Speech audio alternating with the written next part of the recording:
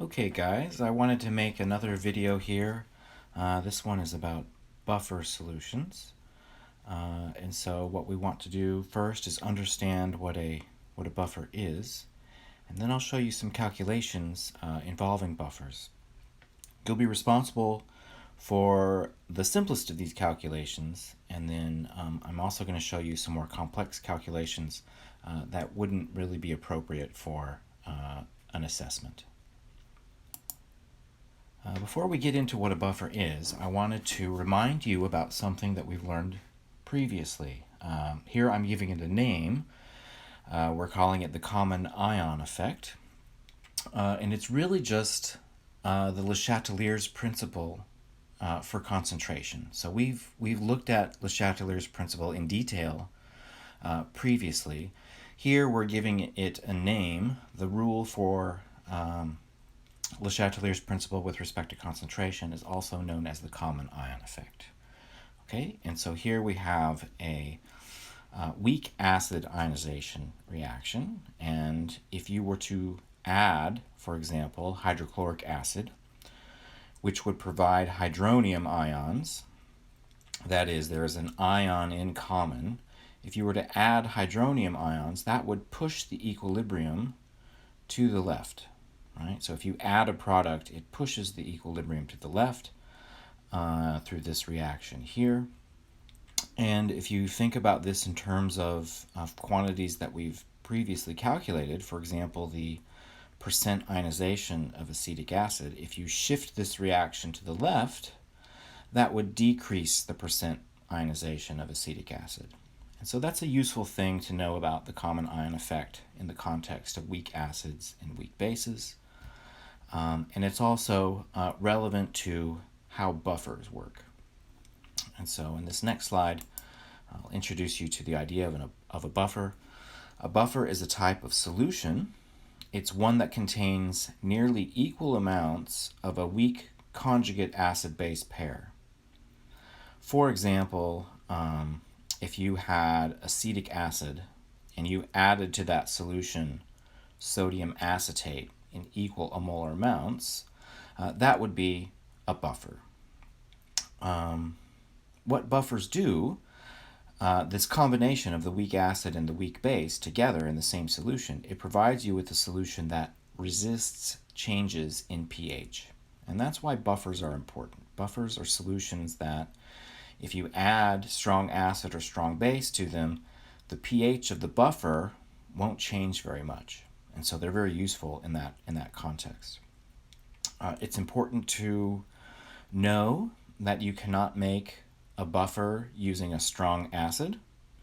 So hydrochloric acid cannot be used to make a buffer. Perchloric acid cannot be used to make a buffer. Any of the strong acids on the list of strong acids cannot be used to make a buffer. You need a weak acid and equal molar amount of its conjugate base. Another example of that would be a solution containing nitrous acid and potassium nitrite. That would be a good example of a buffer solution. So here is the weak acid ionization reaction that we'll use.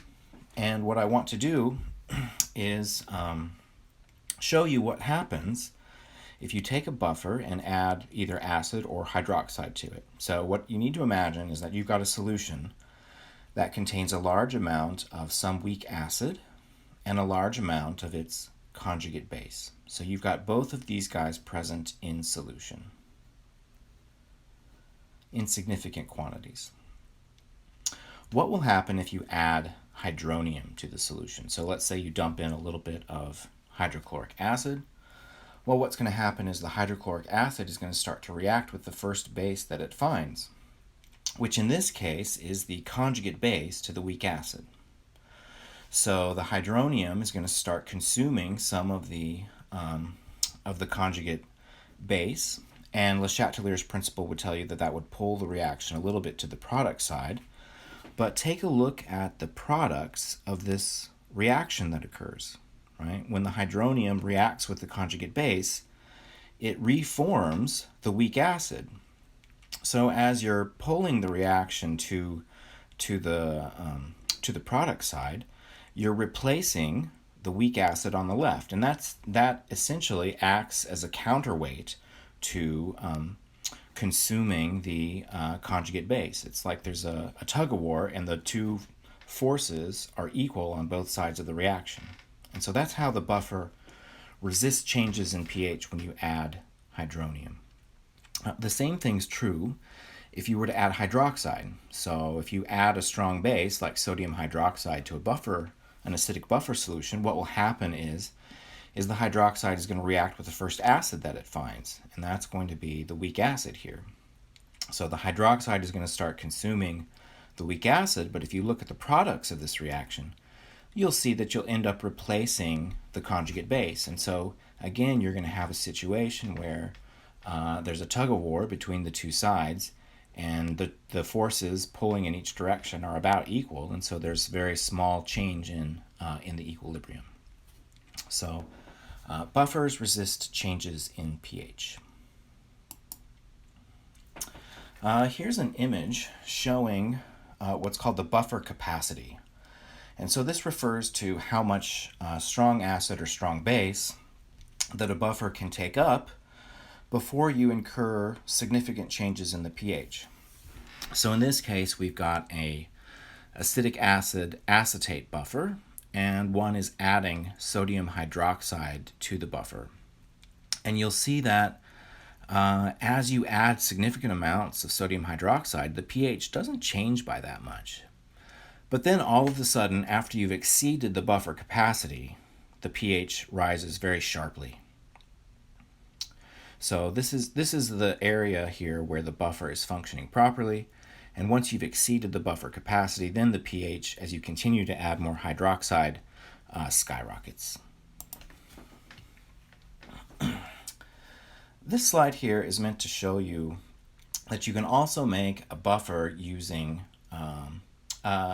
bases. So again, strong bases can't be used to make a buffer. However, you can make a buffer using a weak base and its conjugate acid, ammonium in this case.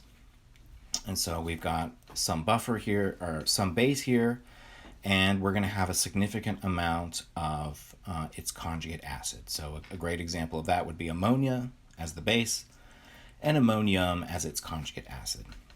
And just like before, if you try to add strong acid or strong base to this buffer solution, you're going to get this tug of war where neither side can win, and essentially the solution resists all changes in pH, at least through some given buffer capacity.